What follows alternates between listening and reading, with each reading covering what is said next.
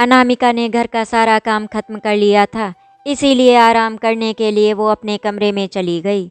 वो बिस्तर पर जैसे ही लेटी उसकी आंख लग गई, तभी अनामिका के भैया भाभी आए और बोले, अनामिका मुझे माफ़ कर देना, मैं इस दुनिया को हमेशा हमेशा के लिए छोड़कर जा रहा हूँ। भैया भाभी कैसी बातें कर रहे हैं आप लोग। माना कि मैं आपसे नाराज़ हूँ, पर इसका मतलब ये नहीं है कि आप लोग मुझे हमेशा के लिए छोड़कर चले जाएं। अनामिका ने गुस्से में अपने भैया भाभी से कहा, मैं आप दोनों से बहुत ही ज़्यादा गुस्सा हूँ, इसीलिए अब आप दोनों को ही मनाना पड़ेगा मुझे। तभी अनामिका के भैया बोले, माफ़ कर दे अनामिका मुझे, मैं तो तुझे अब मना भी नहीं सकता, क्योंकि मैं इस दुनिया से जा चुका हूँ। भाभी, आप भैया को क्यों नहीं समझाती? देखो भैया कैसी उल्टी सीधी बातें कर रहे हैं। अगर इसी तरह से भैया बोलते रहे तो मैं उनसे कभी बात नहीं करूँगी। अनामिका, तुम्हारे भैया बिल्कुल सही कह रहे हैं, हम दोनों ही इस दुनिया को छोड़कर जा चुके हैं। हम तो बस तुमसे यही कहने आए थे। अनामिका, हमसे जो भी गलतियाँ हुई हो उसके लिए माफ़ कर देना, लेकिन अपनी भतीजी और भतीजे का ध्यान रखना, उन्हें कभी अकेला मत छोड़ना, अपने बच्चों की तरह रखना। अनामिका को अपने भैया भाभी की बातें सुनकर बहुत ही ज़्यादा गुस्सा आ रहा था, इसीलिए उसने गुस्से में कहा, भैया भाभी आप लोग इतने दिन के बाद मुझसे मिलने आए हैं और ये सब बातें कर रहे हैं, मुझे नहीं मिलना आपसे, आप चले जाइए यहाँ से। अनामिका फूट फूट कर रोने लगती है और उसके भैया भाभी उसके सामने से गायब हो जाते हैं। तभी अचानक फ़ोन की घंटी बजती है और अनामिका की आंख खुलती है तो सामने देखती है कोई भी नहीं है, लेकिन उसकी आंखों से आंसू बह रहे थे। अनामिका समझ गई कि वो सपना देख रही थी, लेकिन सपना बहुत ही डरावना था। अनामिका ने जल्दी से फ़ोन उठाया, तभी उधर से आवाज़ आई, क्या मैं अनामिका से बात कर सकता हूँ? जी कहिए, मैं अनामिका ही बोल रही हूँ, पर आप कौन? मैं इंस्पेक्टर सिंह सिटी हॉस्पिटल से बोल रहा हूँ। एक एक्सीडेंट केस है, मुझे इनकी डायरी से आपका नंबर मिला है, इसीलिए आपको फ़ोन लगाया। एक्सीडेंट? इतना नाम सुनते ही अनामिका के हाथ पांव फूलने लगे। उसे लगा पता नहीं किसका एक्सीडेंट हो गया। तभी इंस्पेक्टर से पूछा, किसका एक्सीडेंट हुआ है? पता नहीं चल पा रहा है कि ये लोग कौन हैं, पर इनकी गाड़ी का नंबर तो इसी शहर का है। इस एक्सीडेंट में इनका फ़ोन भी चकनाचूर हो गया, वरना कुछ पता चल जाता। अच्छा, मैं आपको इनकी गाड़ी का नंबर बताता हूँ, शायद इससे आप इन्हें पहचान पाए। गाड़ी का नंबर सुनते ही अनामिका का दिमाग हिल गया। उसे लगा कि वो चक्कर खाकर वहीं ज़मीन पर गिर पड़ेगी। प्लीज़ जितनी जल्दी हो सके आप यहाँ आ जाइए। वैसे इनकी डायरी में जितने लोगों के नंबर हैं, मैं उन सबको फ़ोन लगा रहा हूँ। कहकर इंस्पेक्टर ने फ़ोन रख दिया और अनामिका स्तब्ध और शून्य सी सामने दीवार ताकने लगी। उसे तो यकीन ही नहीं हो रहा था कि ये क्या हो गया अचानक से। तुरंत उसने अपने पति आलोक को फ़ोन लगाया। आलोक, वो कुणाल भैया और कनिका भाभी का एक्सीडेंट हो गया है।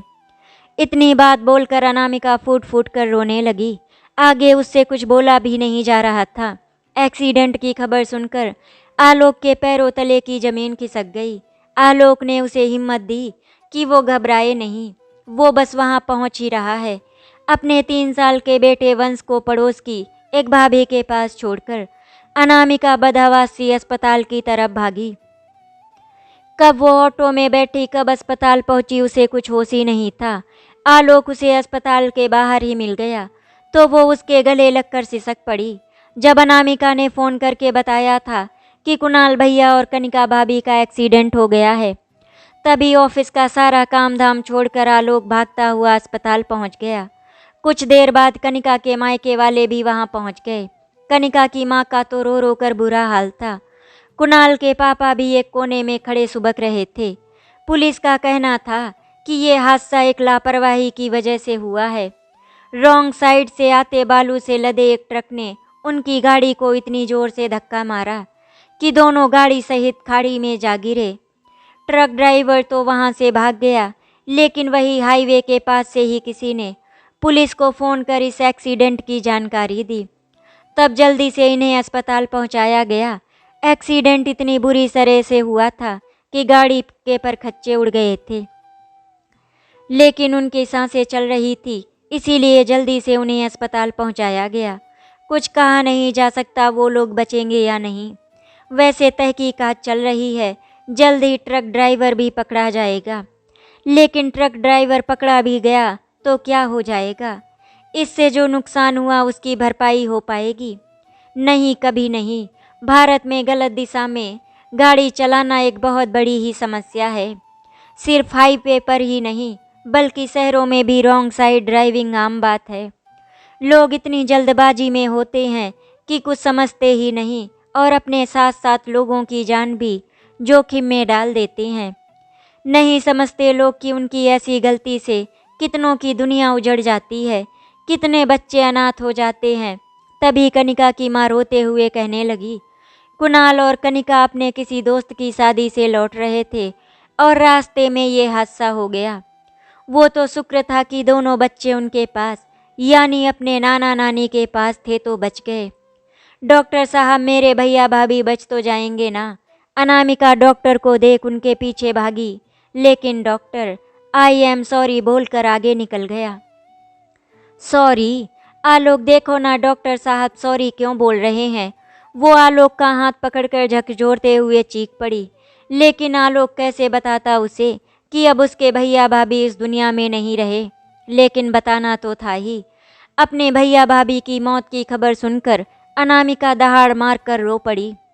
बेटी दामाद की मौत की खबर सुन कनिका की माँ भी हिचक हिचक कर रोने लगी। उसके पापा भी एक कोने में खड़े सुबकने लगे। खैर, अब जो होना था वो तो हो ही चुका था, अब कुछ भी किया नहीं जा सकता था। परंतु दुख इस बात का था कि दोनों बच्चे अनाथ हो गए। अनामिका के भैया भाभी को गुजरे आज 1 हफ्ता हो चुका था, पर अनामिका अब तक उस बात को भुला नहीं पाई थी। उसे बार बार अपना वही सपना याद आ रहा था। जब भैया भाभी उसके सपने में आए थे, बात बात पर वो रो पड़ती। खाने पीने से भी उसका मन उचट गया था। आज बार बार एक ही बात उसके दिल को मत्ती कि काश एक बार वो अपने भैया से मिल लेती, उनसे बात कर ली होती। अनामिका, संभालो खुद को, कब तक ऐसे रोती रहोगी? होनी पर किसी का बस चला है कभी, इसीलिए खुद को कोसना बंद करो अब। आलोक उसे बहुत समझाता, लेकिन अनामिका भी क्या करे, कैसे समझाए खुद को। मायके में एक भैया भाभी ही तो बचे थे जिसे वो अपना कह सकती थी। मम्मी पापा तो उसे छोड़कर बहुत पहले ही जा चुके थे। अब सिर्फ वही दोनों थे जो उसका मायका थे। अब वे दोनों भी नहीं रहे, ये बात उसे जीने नहीं दे रही थी कि एक बार वो अपने भैया से माफ़ी भी नहीं मांग पाई। अगर मांग ली होती तो आज उसे इतना दुख नहीं होता। कुणाल के दिल में अपनी बहन के लिए बहुत नफरत भरी हुई थी और वो उससे अपना सारा रिश्ता खत्म कर चुके थे। लेकिन अगर अनामिका ही आगे बढ़कर उनसे एक बार बात कर लेती तो क्या चला जाता उसका? कोई छोटी तो नहीं हो जाती ना। लेकिन वो भी इसी अकड़ में जीती रही कि अगर उसके भैया को उसकी ज़रूरत नहीं है तो वो क्यों परवाह करे। उसने तो कभी सपने में भी नहीं सोचा था कि उसके भैया भाभी के साथ कुछ ऐसा भी हो सकता है। काश वक्त पीछे जा पाता, काश एक बार वो अपने भैया से बात कर पाती। अपने मन में सोचकर अनामिका बिलक बिलक कर रो पड़ी। अपने आंसू पोंछते हुए वो 5 साल पीछे चली गई। अनामिका के पापा श्याम प्रसाद पोस्ट ऑफिस में एक छोटे से पद पर काम करते थे। शौक तो उनका अपने बच्चों को डॉक्टर इंजीनियर बनाने का था, पर पारिवारिक जिम्मेदारियां इतनी बड़ी थी कि उनका सपना सपना ही रह गया। बूढ़े माँ बाप 2 जवान बहनों की जिम्मेदारी निभाते हुए ही वो रिटायर्ड हो गए। लेकिन उनके दोनों बच्चे अनामिका और कुणाल बचपन से ही पढ़ने में बहुत होशियार रहे थे। हमेशा अपने स्कूल और कॉलेज में टॉप किया करते थे। इसीलिए ग्रेजुएशन के बाद पहले ही प्रयास में कुणाल यूपीएससी क्रैक कर एक बड़ा अधिकारी बन गया और अनामिका भी एक सरकारी बैंक में बड़ी अधिकारी बन गई। श्याम प्रसाद के तो दिन ही फिर गए। उन्हें तो यही लग रहा था कि ये उनके अच्छे कर्मों का फल है जो आज उन्हें दोनों बच्चों के द्वारा मिल रहा है। श्याम प्रसाद जी की खुशियों का कोई ठिकाना नहीं था। आसपास के लोग भी यही कहते थे, बच्चे हों तो श्याम प्रसाद के जैसे बच्चे हों। पड़ोसियों के मुंह से ऐसी बातें सुनकर श्याम प्रसाद जी फूले नहीं समाते थे। धीरे धीरे करके ऐसी खुशी से दिन गुजर रहे थे।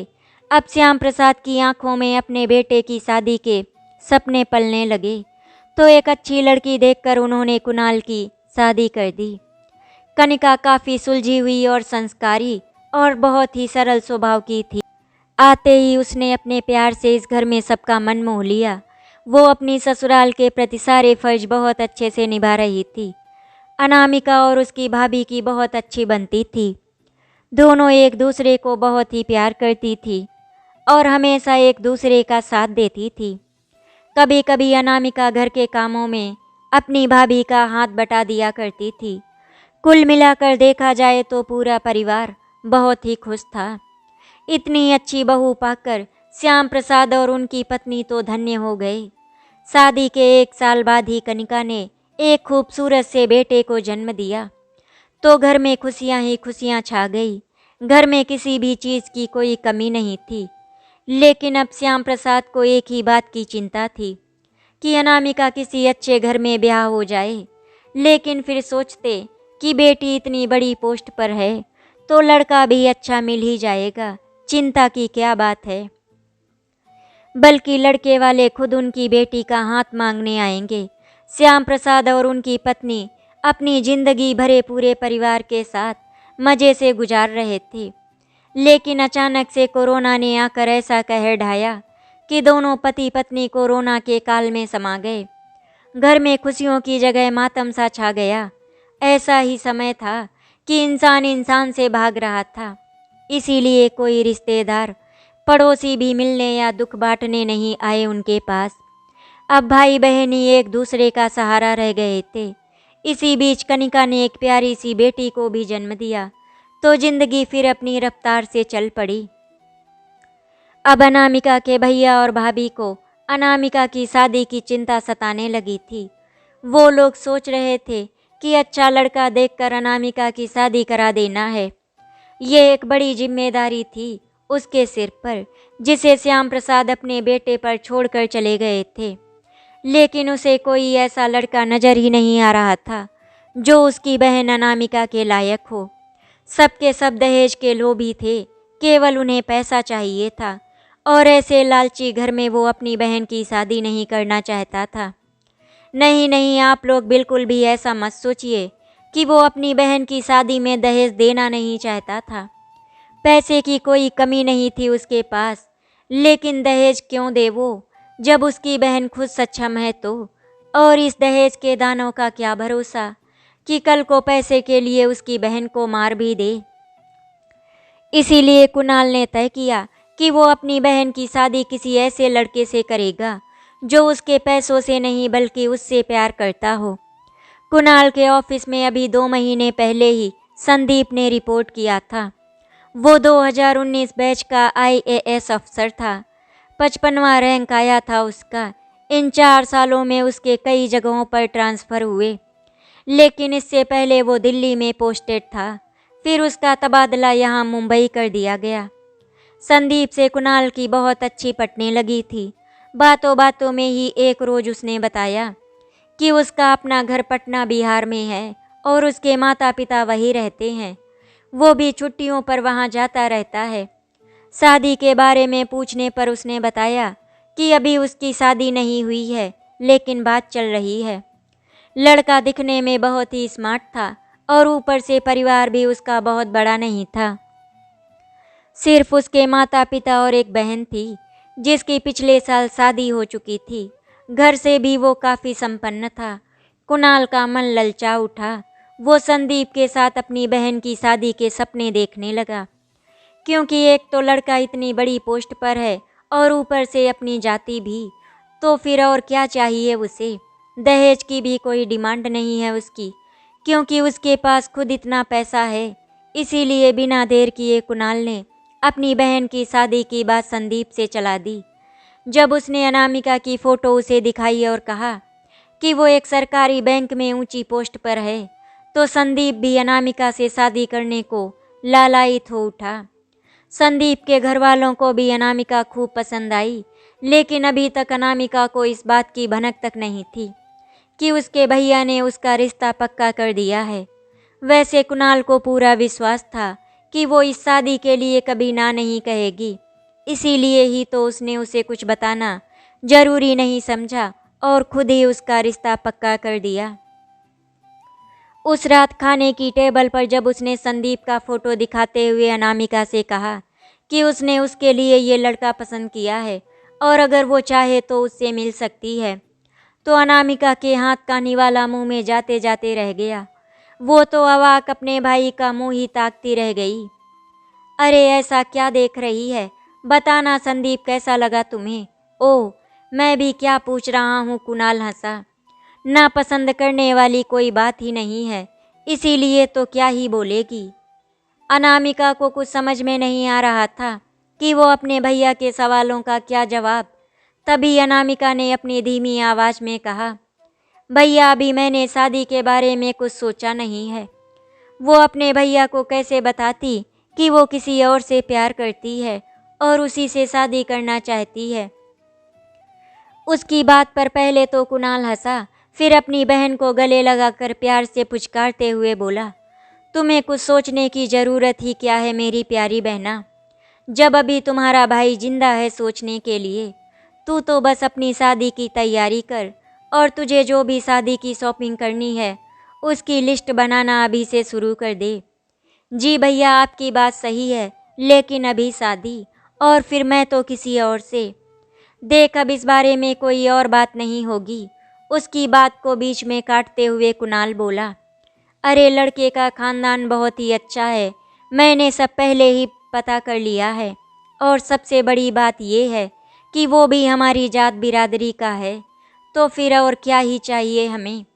बहन के सिर पर हाथ फेरते हुए कुणाल बोला तो अनामिका के होंठ सिल गए, लेकिन वो अपने भैया को बताना चाहती थी कि वो अपने ही ऑफिस के एक लड़के से प्यार करती है और उसी से शादी करना चाहती है।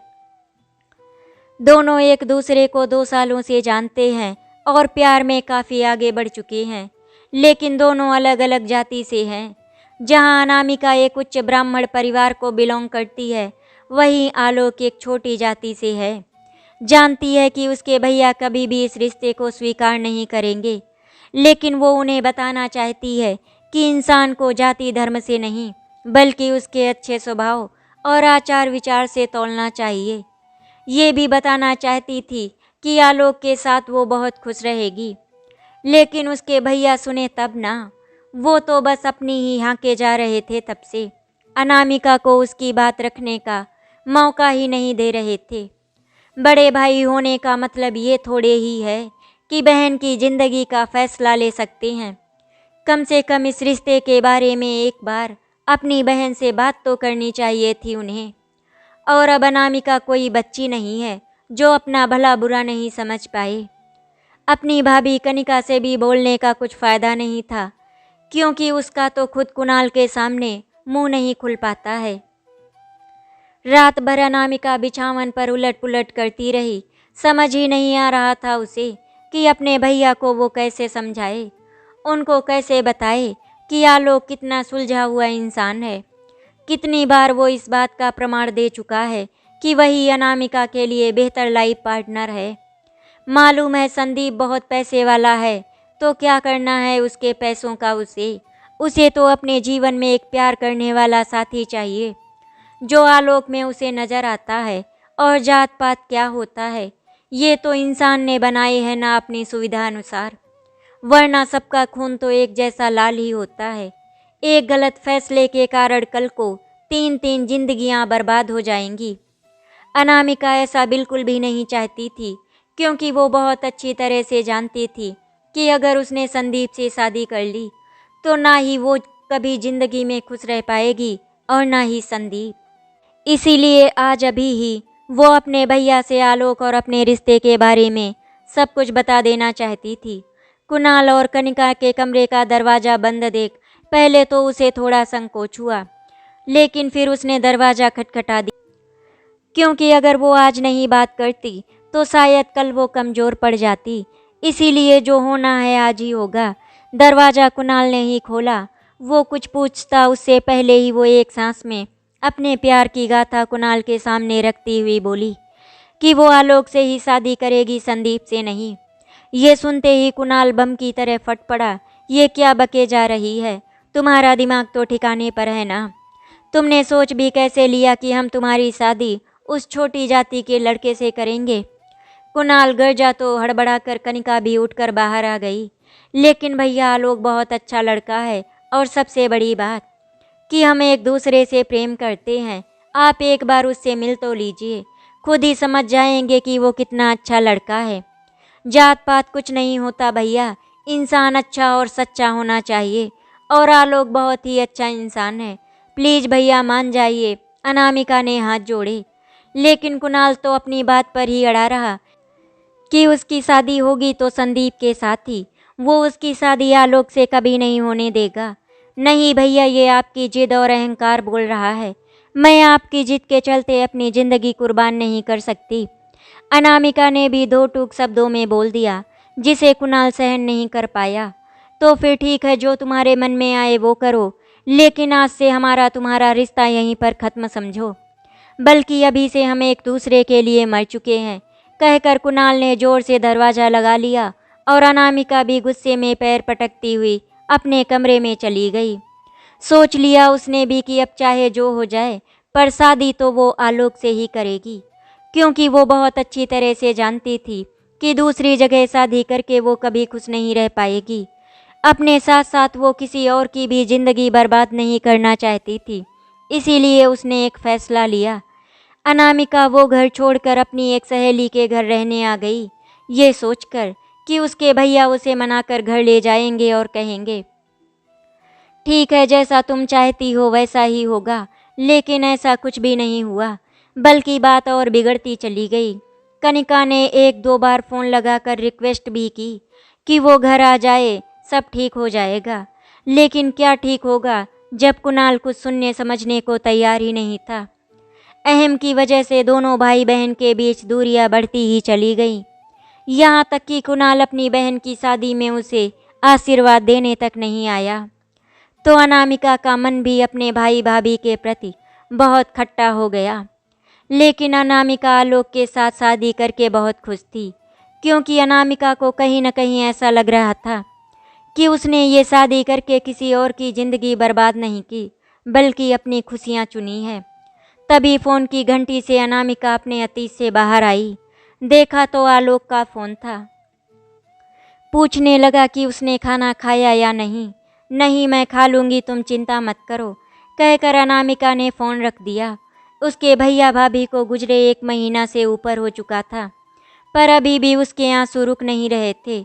अपने 2 छोटे छोटे भतीजा भतीजी, 7 साल के अंश और 5 साल की मीठी का जब उसे ख्याल आता तो वो बिलक बिलक कर रो पड़ती कि अब उनका क्या होगा। दोनों बच्चे अभी भी अपने नाना नानी के पास ही थे। उसका मन करता कि दोनों बच्चों को अपने पास सीने से लगा ले और कहे कि अभी उसकी बुआ जिंदा है। और फिर जिस दिन उसके भैया भाभी खत्म हुए थे, उन्होंने उस दिन सपने में आकर अनामिका से कहा था कि वो अपने भतीजे और भतीजी का ध्यान रखे, उसे माँ बाप का प्यार दे। शाम को जब आलोक ऑफिस से घर आया तो देखा अंधेरे कमरे में वो वैसी ही सिकुड़ी सी लेटी पड़ी है जैसे सुबह उसे छोड़कर गया था। खाना भी शायद उसने नहीं खाया था, क्योंकि सारा खाना वैसे का वैसे ही पड़ा था। कपड़े बदल कर आलोक 2 कप चाय बना लाया। अनामिका, उठो और चाय पी लो, हाथ में पकड़कर उसे उठाकर बैठाते हुए आलोक ने उसे चाय का प्याला पकड़ाया और खुद भी अपनी चाय उठाकर पीने लगा। वो देख रहा था कि रो रो कर अनामिका ने अपना चेहरा सुजा लिया था। खाना क्यों नहीं खाया? ऐसा कब तक चलेगा? आलोक बोला। माँ कह रही थी कि वहाँ वंश तुम्हारे बिना नहीं रह पा रहा है। अनामिका की स्थिति को देखते हुए उसकी सास वंश को अपने साथ लेकर चली गई थी, लेकिन वो उनसे संभल नहीं पा रहा था। देखो अनामिका, जो होना था वो तो हो चुका, और होने पर हम इंसान का वश कहाँ ही चलता है। उसका हाथ अपने हाथों में लेकर समझाने लगा तो अनामिका एकटक उसे देखने लगी और फिर रोने लगी। चुप हो जाओ अनामिका, देखो तुम अगर इस तरह से टूट जाओगी तो फिर मैं क्या करूँगा। आलोक, मेरी एक बात मानोगे? अपने आंसू पोंछते हुए अनामिका बोली। हाँ कहो ना, क्या बात है? मैं अपने भैया भाभी के दोनों बच्चों को गोद लेना चाहती हूँ। अगर तुम्हारी इजाज़त हो तो मैं उनको पाल पोस कर बड़ा करना चाहती हूँ। तभी आलोक बोला, क्यों, कुछ हुआ है क्या? मेरा मतलब है अंश और मीठी तो अपने नाना नानी के पास है ना? आलोक ने पूछा। तो वो कहने लगी, वो कल कनिका भाभी की माँ का फ़ोन आया था। कहने लगी कि वे खुद पेंशन पर अपनी ज़िंदगी गुजर बसर कर रही हैं और सबसे बड़ी बात कि उनकी अब उम्र भी हो चुकी है। तो मतलब यही है कि वे चाहते हैं कि हम अंश और मीठी को अपना ले। कनिका भाभी की 2 बड़ी बहनें और भाई भी हैं, लेकिन वे लोग बच्चों की जिम्मेदारी नहीं लेना चाहते हैं। और आलोक, मैंने तुम्हें बताया नहीं था अभी तक कि जिस दिन भैया और भाभी का एक्सीडेंट हुआ था, उस दिन भैया भाभी मेरे सपने में आए थे। उन्होंने मुझसे कहा था कि उनके बच्चों को मैं पाल पोस कर बड़ा करूं। और आलोक, कनिका भाभी की माँ रोते हुए मुझसे कहने लगी कि अगर ऐसा नहीं होगा तो वे अपने जीते जी बच्चों को किसी अच्छे अनाथ आश्रम में डाल देंगी, ताकि उनका सही से पालन पोषण तो हो सकेगा। आलोक, मैं नहीं चाहती कि मेरे भैया के बच्चे किसी अनाथ आश्रम में पलें। इन बच्चों के सिवा मेरे मायके में अब मेरे अपने बच्चे ही कौन है? हिचक हिचक कर रोते हुए अनामिका कहने लगी कि उसके भैया ने उसके लिए क्या कुछ नहीं किया। जब उसके माँ पापा कोरोना में चल बसे थे और वो डिप्रेशन में चली गई थी, तब उसके भैया रात रात भर जागकर उसकी सेवा करते थे, अपने हाथों से उसे खाना खिलाते थे। जब तक वो सो नहीं जाती थी वो जागते रहते थे। और आज उन्हीं के बच्चों को अनाथ आश्रम में भेजने की बात सुनकर उसका दिल रो पड़ा है। वैसे उसने अभी कुछ नहीं कहा उनसे, क्योंकि जब तक तुम्हारी मर्जी नहीं होगी वो इतना बड़ा कदम कैसे उठा सकती है। ओह, तो यही बात तुम्हें खाए जा रही है। लेकिन तुमने ये कैसे सोच लिया अनामिका कि हमारे रहते दोनों बच्चे अनाथ आश्रम भेज दिए जाएंगे? जानती हो अनामिका, जिस दिन वो हादसा हुआ था ना, उसी दिन से मैंने दोनों बच्चों को अपना बच्चा मान लिया था। आलोक के मुंह से ऐसी बातें सुनकर अनामिका का रोम रोम सिहर उठा। पता तो था उसे कि आलोक एक अच्छा इंसान है, उसकी अच्छाई को देखकर ही तो उसने उससे शादी की थी। लेकिन वो इतना महान इंसान होगा, नहीं पता था उसे। किसी और के बच्चे को अपना मान लेना एक महान इंसान ही कर सकता है। जबकि याद है उसे कि कुणाल ने आलोक के ऑफिस जाकर उसे धमकाया था कि वो उसकी बहन के रास्ते से हट जाए, वरना ठीक नहीं होगा। यहाँ तक कि 2 गुंडे हायर कर उन्होंने आलोक को पिटवाया भी था। पर फिर भी आलोक पीछे नहीं हटा और ना ही डरा उनसे। ये बात अनामिका को शादी के बाद पता चली थी, वो भी किसी और के जरिए। आलोक ने तो बताया ही नहीं उसे कुछ भी। अनामिका तो अपने भैया से लड़ने जा रही थी, मगर आलोक ने अपनी कसम देकर उसे रोक लिया था। और आज वही इंसान उनके बच्चों को अपनाने की बात कर रहा है। ये तो महानता नहीं है और क्या है? आलोक मन और आत्मा से इतना अच्छा इंसान है। ये बात काश कुणाल भी समझ पाता। आलोक के मुंह से बच्चों को अपनाने की बात सुनकर अनामिका उससे लिपट कर रो पड़ी। लेकिन ये खुशी के आंसू थे। लेकिन बच्चों को गोद लेना इतना आसान नहीं होगा अनामिका। इसके लिए कुछ कानूनी प्रक्रियाएं होंगी, उन्हें पूरी करनी पड़ेंगी, तभी हम इन बच्चों के लीगल पेरेंट्स बन सकेंगे। वक्त लग सकता है, इसीलिए तुम्हें धीरज रखना होगा। आलोक ने समझाया तो अनामिका मान गई कि जो भी करना पड़े, जितना भी समय लगे वो तैयार है। सबसे पहला काम तो उन्होंने ये किया कि एक वकील हायर कर बच्चों को गोद लेने के लिए कोर्ट में पिटीशन दायर कर दी। फिर अपना जन्म प्रमाण पत्र, शादी का प्रमाण पत्र, पहचान पत्र जिसमें मतदाता card, PAN card, passport, driving licence, निवास प्रमाण पत्र, इस साल की इनकम टैक्स की ऑथेंटिक कॉपी, फिटनेस प्रमाण पत्र जो किसी सरकारी अस्पताल के डॉक्टर के साइन किए हुए थे, उनकी इनकम क्या है ताकि ये पता चल सके कि वे आर्थिक रूप से मजबूत हैं और दोनों बच्चों को पालने में सक्षम हैं। साथ ही लेने के पक्ष में इच्छुक व्यक्ति से जुड़े 2 लोगों के बयान भी कोर्ट में दर्ज कराए गए। कोर्ट की तरफ से 2 आदमी को ये देखने के लिए भी भेजा गया कि उनका घर बच्चों के लिए रहने लायक है या नहीं, यानी बच्चे यहाँ पर कंफर्टेबल होकर रह सकेंगे या नहीं। कोर्ट के अनुसार दोनों बच्चों को गोद लेने से पहले उन्हें अनामिका और आलोक के साथ रहना था, ताकि पता चल सके कि बच्चे उनसे अच्छी तरह घुल मिल गए हैं और इस घर में एडजस्ट कर लेंगे। लंबी कानूनी प्रक्रिया में करीब 1.5 से 2 साल लग गए। तब कहीं जाकर अनामिका और आलोक उन बच्चों के लीगल पेरेंट्स बन गए। अब उनके एक नहीं 3 बच्चे थे। अपने बेटे वंश की तरह ही अनामिका अपने भाई के बच्चों को भी सीने से लगा कर रखने लगी, क्योंकि अब वही तो उसके अपने थे। आशा करती हूँ आपको हमारी कहानी अच्छी लगी होगी। अगर आपको हमारी कहानी अच्छी लगी तो वीडियो को लाइक एंड शेयर करें, चैनल को सब्सक्राइब करें। वीडियो देखने के लिए आपका धन्यवाद।